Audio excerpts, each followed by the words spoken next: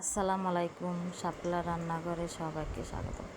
আজকে আমি রান্না করব ঢেঁড়স দিয়ে চিংড়ি মাছ।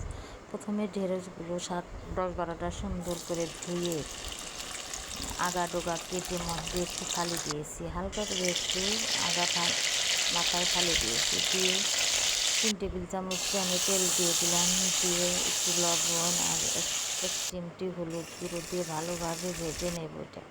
আর এই পাশে ভাগনা মাছ হলুদ লবণ দিয়ে মাখতেছি, তার সাথে চিংড়ি মাছগুলোও মেখে নিচ্ছি। একটু মেখে রেখে দেব 2-3 মিনিটের জন্য।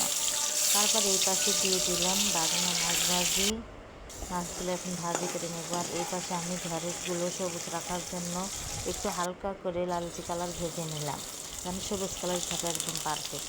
তারপরে সেই সেম প্যানে সেম তেলে আমি দিয়ে দিলাম পেঁয়াজ কুচি, রসুন কুচি দিয়ে ভালোভাবে এখন নেড়ে চেড়ে নেব।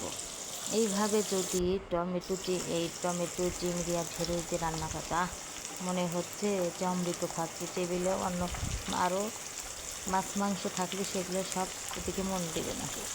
দিয়ে দিলাম টমেটো কুচি, ছোটো ছোটো টমেটো কুচি 2টা দিয়েছি, হলুদ গুঁড়ো দিয়েছি 1 টেবিল চামচ, লাল মরিচ একটু ঝাল বেশি করে লাল মরিচের গুঁড়ো দিয়েছি 1.5 টেবিল চামচ, লবণ স্বাদ মতো, আর দিয়ে দিলাম হলুদের গুঁড়ো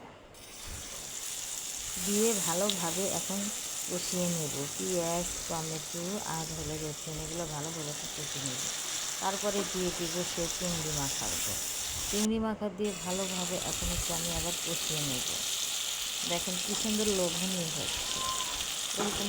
তারপরে দিয়ে দিলাম সেই ভেজে রাখা ঢেঁড়সগুলো দিয়ে আবার একটু 2-3 মিনিট এইভাবে নেড়ে চেড়ে নেব, উল্টে পাল্টে নিচ্ছি এখন আমি।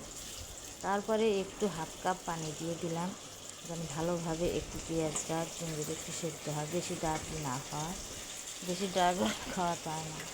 তারপরে আমার ছাদ বাগান থেকে ধনে পাতা কুচি নিয়ে আসলাম, মরিচ কুচি নিয়ে আসলাম, ছাদ বাগান থেকে নিয়ে এসে টাটকা তরকারি, টাটকা সবজি, টাটকা মাছ দিয়ে রান্না করতেছি। দেখেন কী সুন্দর লোভনীয় যে হয়েছে। দুপুরে আজকে অনেক তৃপ্তি করে ভাত খেয়েছি, পেট ভরে খেয়েছি। আমার বাচ্চারা বললো কী সুন্দর, কী মজার জিনিস রান্না করেছে। আমার 2 বাচ্চাই চেটে পুটে খেয়েছে। দেখেন কি একদম লোভনীয় না, সেই সুন্দর সেই স্বাদ। আমার রেসিপিটা ভালো লাগলে চ্যানেলটি সাবস্ক্রাইব করবেন।